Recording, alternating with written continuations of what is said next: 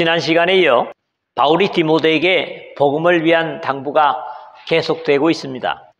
특히 이 부분에서는 지난 8절에 이어서 하나님의 구원에 대한 논정을 10절까지 자신에게 하나님께서 맡기신 복음의 사명을 확인하고 디모데에게 위임하는 내용이 11절에서 14절과 자신의 경험을 나누는 친밀함을 마지막 15절에서 18절에 볼 수 있습니다. 사람들은 구원을 위한 복음을 좋아하면서도 그 복음을 위한 고난은 별로 좋아하지 않는 것이 분명합니다. 우리 사람들의 조금은 이기적인 부분이라고 볼 수 있겠습니다. 하나님께서 은혜로 거저주신 구원은 기뻐하지만 그 구원을 누리는 과정에 있게 되는 세상과의 부조화로 인한 어려움은 기쁘게 감당하려 하지 않는 것이 사실입니다. 지난 시간에 나눈 말씀에 대한 반응을 봐도 이것은 확실한 것 같습니다. 여담 같지만은 사실적인 근거를 우리 메시지의 청취에서 볼 수 있는데 유튜브에 올려진 것을 얘기합니다. 지난해 올려진 부분의 메시지는 대개 올려놓으면 45회에서 60회 정도 사람들이 클릭을 합니다.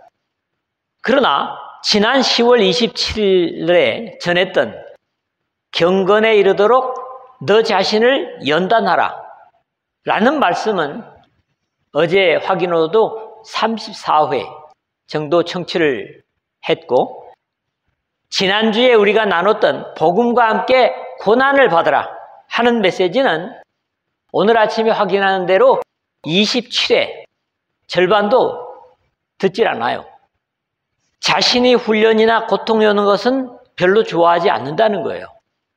그러니까 물론 좋은 메시지들은 클릭 수가 많습니다. 그럼에도 이런 것을 보면 아하, 사람들은 구원은 좋아하고 영생은 좋아하는데 현실 속에서 어려움 당하거나 훈련하는 건 별로 좋아하지 않는구나, 이런 걸 보는 거죠.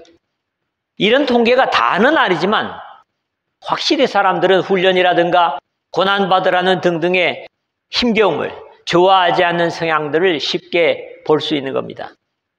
그럼에도 생명은 하나님이 거저 주셨지만 그 생명을 우리 한 사람 한 사람 속에서 키워가고 구체화하기 위해서는 이 어두운 세상 속에서 훈련과 고난은 물론 불이익을 감수해야 하는 것은 성경이 가르치고 있는 사실입니다.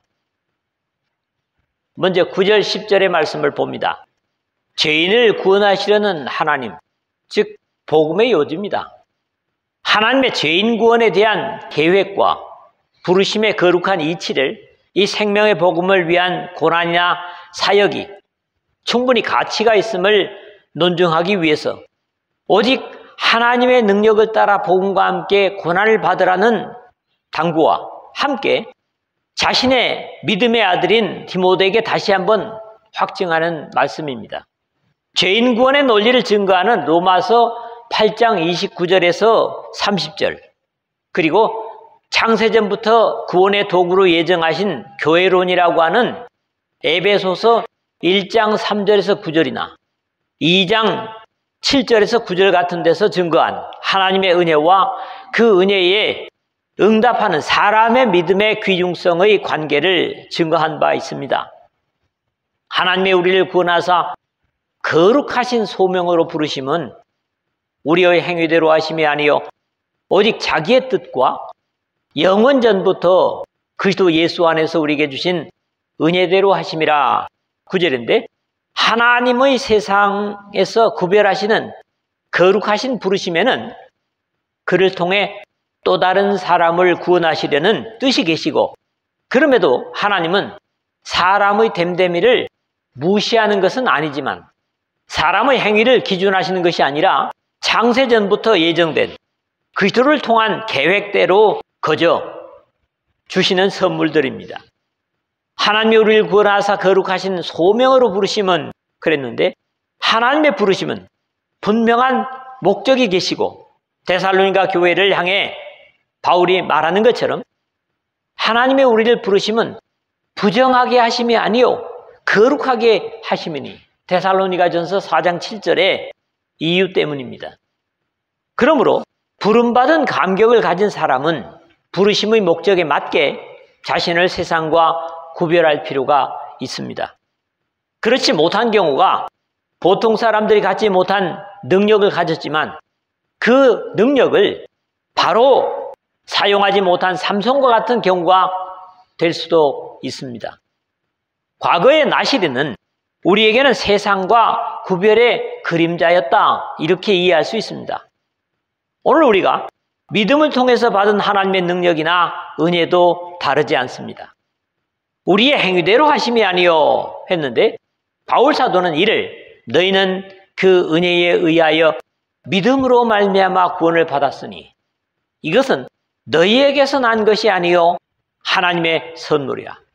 행위에서 난 것이 아니니 이는 누구든지 자랑하지 못하게 하려 함이라.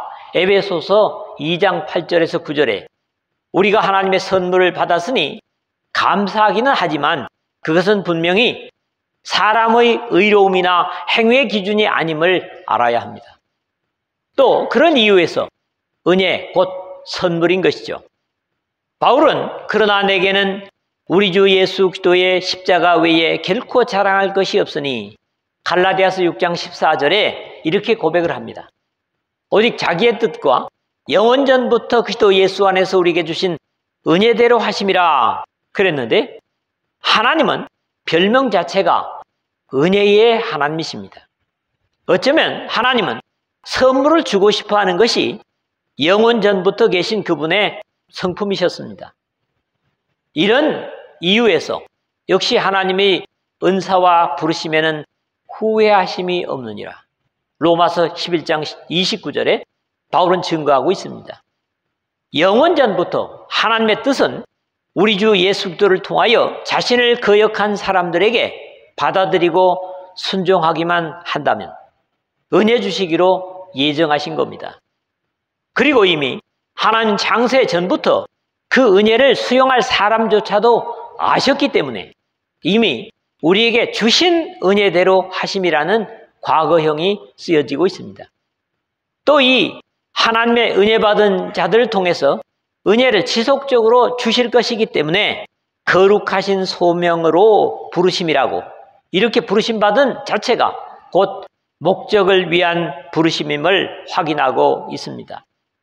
이렇게 예정하시고 계획된 하나님의 구원의 은혜는 이제는 우리 구주 그리스도 예수의 나타나심으로 말미암아 나타났으니 그런 사망을 패하시고 복음으로서 생명과 썩지 아니할 것을 드러내신지라 10절에 확인되고 있습니다.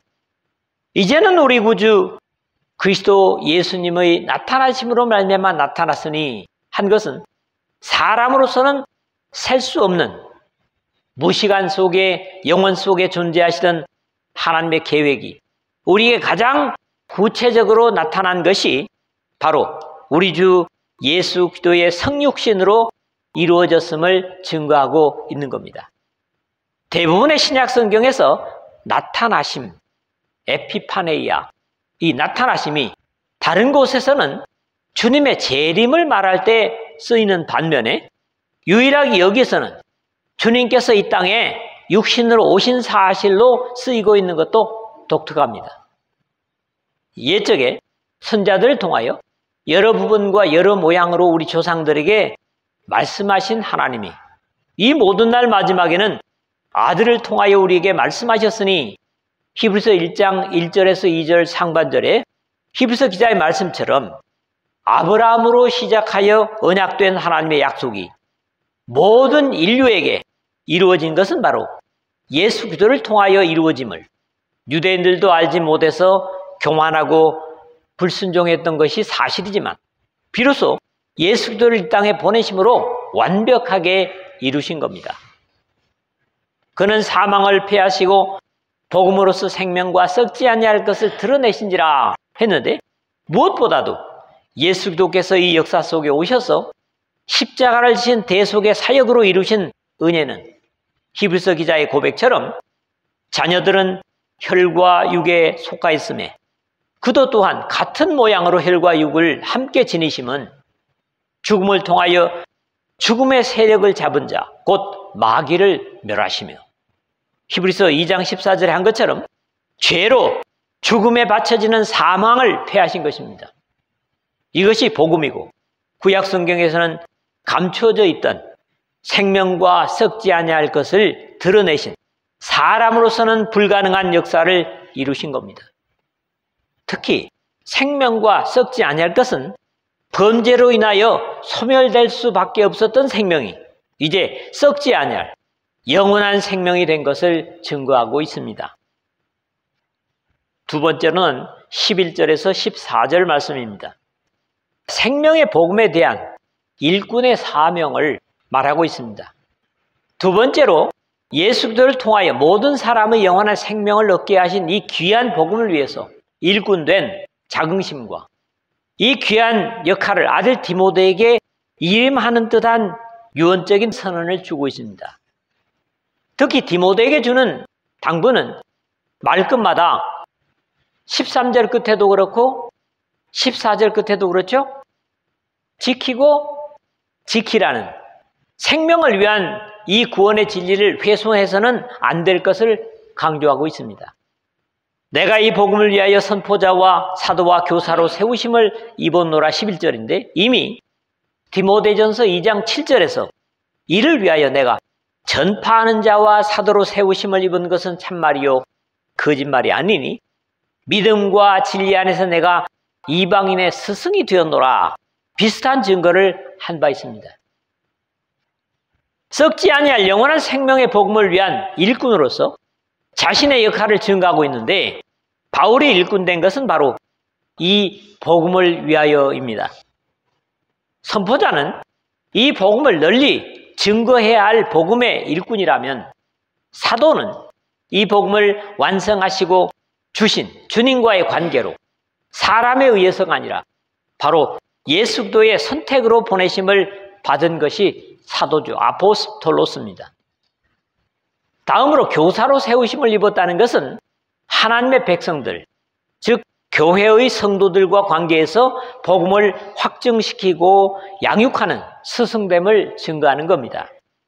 이로 말미암아 내가 이 고난을 받되 부끄러워하지 아니하면 내가 믿는 자를 내가 알고 또한 내가 의탁한 것을 그날까지 그가 능히 지키실 줄을 확신함이라 12절에 했는데, 이러한 세 가지의 관계의 일꾼이 된 바울은 이를 감당함에 있어서 자신의 형편을 그대로 디모데에게 고백하고 있습니다.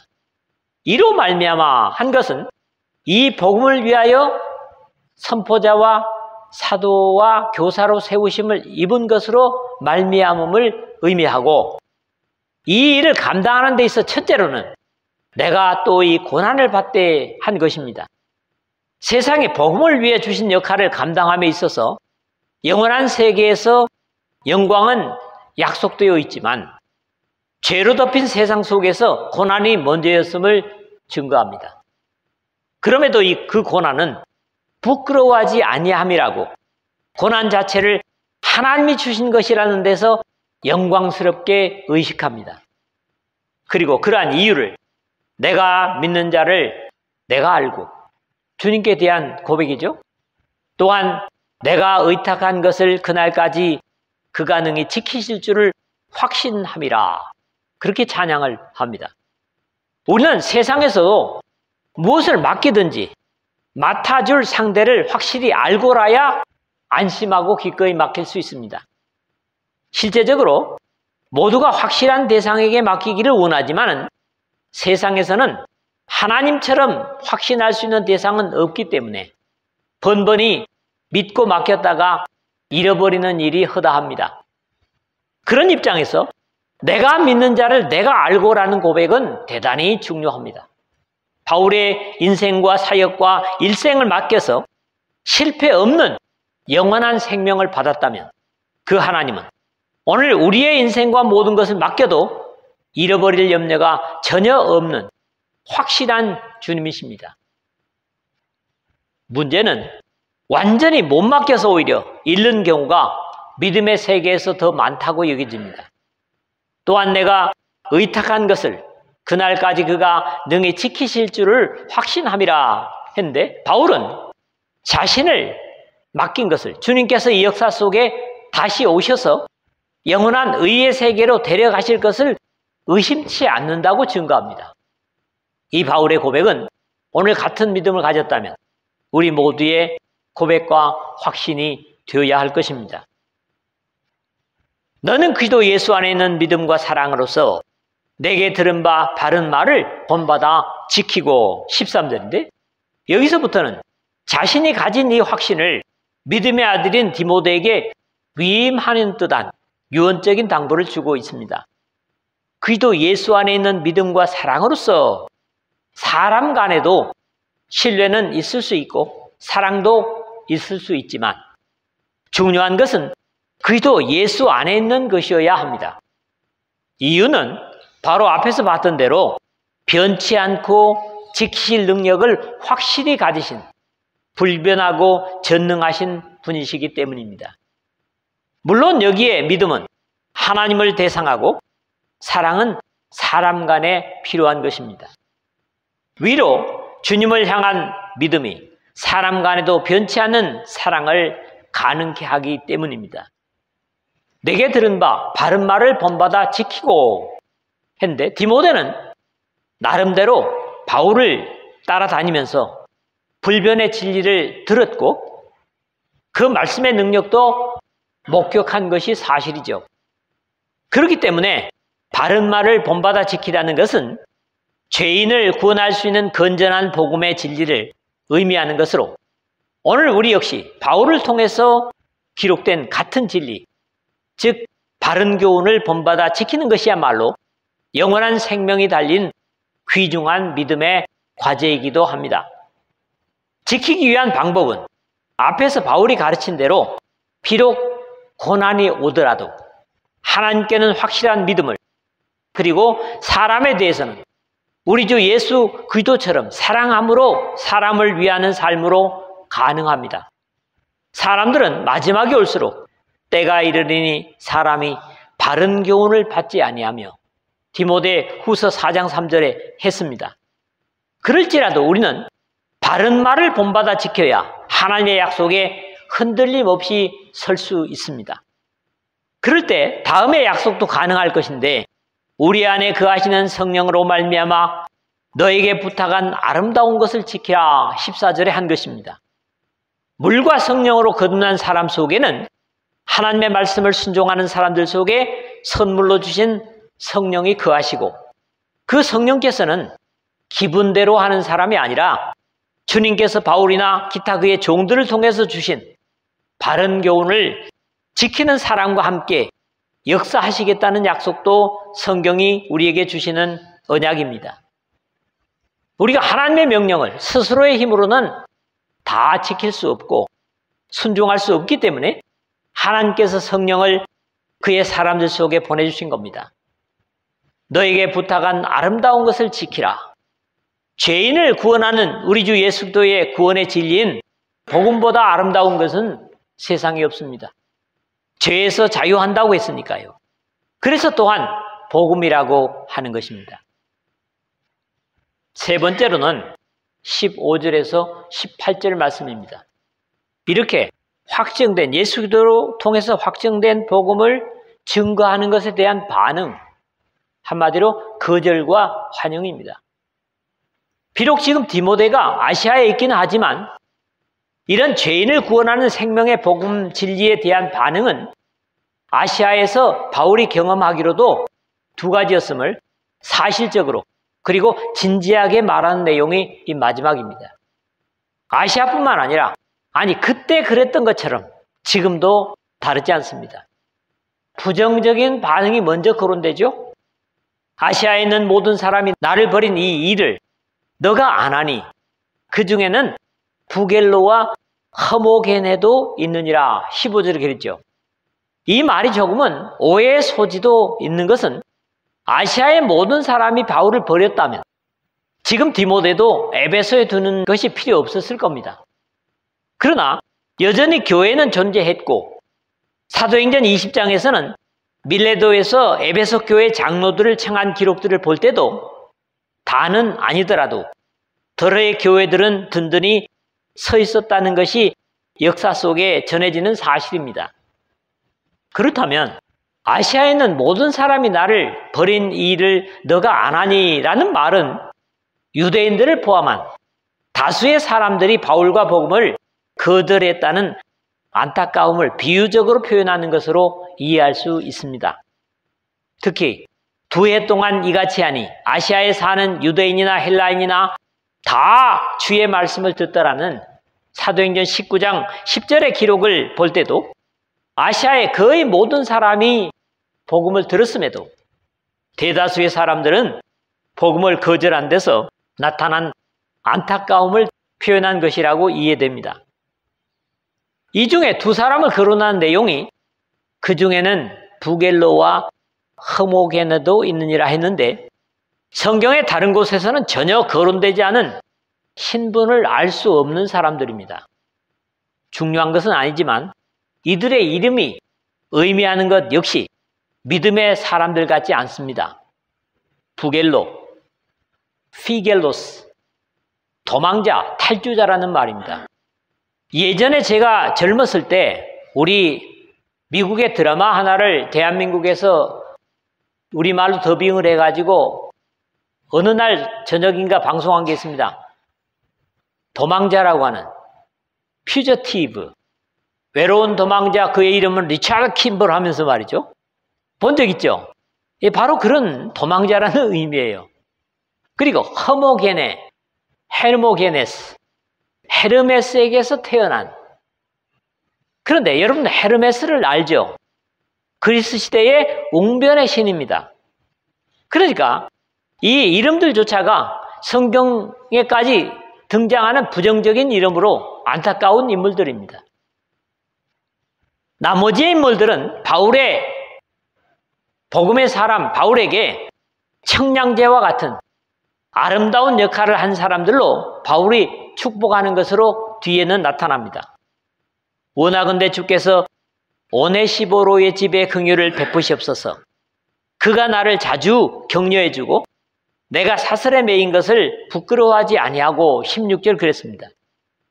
자, 원하건대 주께서 오네시보로의 집에 긍휼을 베푸시옵소서.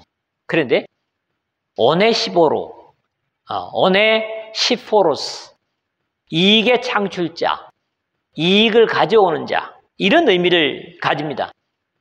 4장 19절에 다시 한번 언급되는 이름으로 빌레몬서에 나타나는 본래 빌레몬에 노예했던 오네시모 역시 유익한 도움이 되는 그런 말이고 골로새서 4장 9절에도 나타나죠. 같은 사람들 중에 비슷한 이름들이 나타납니다. 개인의 이름보다는 오네시보로의 지배 형태로 쓰여지고 있어서 한 집안이 복음을 위해 유익한 역할을 했음을 짐작해 볼 수 있습니다. 특히 긍휼을 베푸시옵소서 한 것으로 봐서 이 가정이 주님을 위해 헌신함에도 주님의 계속되는 긍휼이 필요한 어려움을 가지고 있었던 것으로 짐작해 볼 수 있습니다. 그러니까 1세기에도 무조건 믿음의 어려움이 다 해결되는 건 아니에요. 옛말에 우리말에 있죠. 못난 자식이 효도한다 하는 말이 있는 것처럼 오히려 어려움을 가진 사람들이 주님께 충성함도 짐작해 볼 수 있습니다. 이 집안 사람들이 그가 나를 자주 격려해주고 내가 사슬에 매인 것을 부끄러워하지 아니하고 16절인데 이런 표현은 물론 이 집의 가장인 오네시보로가 한 행동이었을 겁니다. 복음을 전하는데 어려움을 겪는 바울에게 청량제 역할을 자주 해주었다는 감격 어린 칭찬입니다. 만년에는 복음으로 인해 로마의 감옥에 갇힌 것도 부끄러워하지 않고 격려를 지속했다는 고백입니다. 뿐만 아니라 오네시보로는 로마에 있을 때의 나를 부지런히 찾아와 만났습니다. 17절 그랬어요. 감옥에 불편한 바울을 자주 찾아와서 격려를 했는데 지금처럼 소아시아인 튀르키예와 그리스 사이에 다리가 놓여지고 자동차가 오고 가고 있지만 당시에는 로마에 가기 위해서는 아시아에서 지중해를 배로 건너 빌립보를 거쳐야 했기 때문에 결코 만만치 않은 여행이었던 것으로 이해가 되는데, 부지런히 찾아와 만났다는 말은 결국 자주 그런 여행을 감행했다는 뜻이기 때문에 복음을 통한 바울을 사랑하는 열정이 대단했다고 짐작이 됩니다. 원하건대 주께서 그로 하여금 그날에 주의 긍휼을 입게 하여 주옵소서. 또 그가 에베소에서 많이 봉사한 것을 너가 잘 아느니라. 마지막 절에 그랬습니다. 조금은 이해하기 쉽지 않은 말씀이지만 이렇게 복음과 자신을 위해 헌신적인 오네시보로에게 앞에서 언급한 대로 그에 관련된 어려움이 우리 주님의 재림의 날에는 완전히 벗을 수 있게 해달라는 그런 축복이면서, 또 다른 쪽에서는 그와 그의 가족의 헌신을 주님께서 재림의 날에 반드시 갚아달라는 기도이기도 합니다. 또 그가 에베소에서 많이 봉사한 것을 너가 아느니라. 로마에 있을 때에 나를 부지런히 찾아와 만났음이라는 디모데가 보지 못한 사실을 소개했다면, 로마에 갇힌 바울을 면회한 이전에 에베소에서 그가 많이 봉사한 것은 디모데도 직접 봤던 사실임을 디모데에게 환기시키고 있습니다. 그렇다면 바울은 왜 이렇게 자신에게 잘한 오네시보로를 디모데에게 구태여 구구절절히 칭찬하고 있는가 하는 것이 의문이 될 수도 있습니다. 그러나 이것은 자신이 세상을 떠난 후에 복음 사역 속에서 디모데에게 이런 주변의 헌신과 충성된 사람을 통해서 복음을 위한 헌신이 계속될 수 있음을 격려하는 것으로 그렇게 이해할 수 있겠습니다. 말씀을 맺습니다. 오늘도 복음만이 죄인을 의인 만드는 하나님의 사랑의 선물입니다. 우리를 영원 전부터 예정하신 복음 속에 부르신 것은 아직 복음을 누리지 못하는 사람들에게 이 하나님의 복음의 은혜를 나누어 주기 위해서입니다.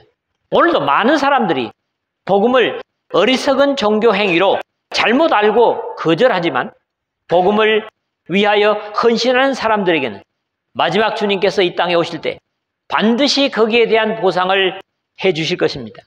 다만 이 세상이 하나님을 알지 못하기 때문에 복음으로 사는 데는 고난이 따르기도 하지만 그것을 부끄러워해서는 안 되고, 오직 바른 교훈을 지키며 주변의 생명의 복음을 전하는 일에 오네시보로의 가족들처럼 최선을 다하는 오늘 이 복음을 듣는 여러분 모두 되시기를 주님의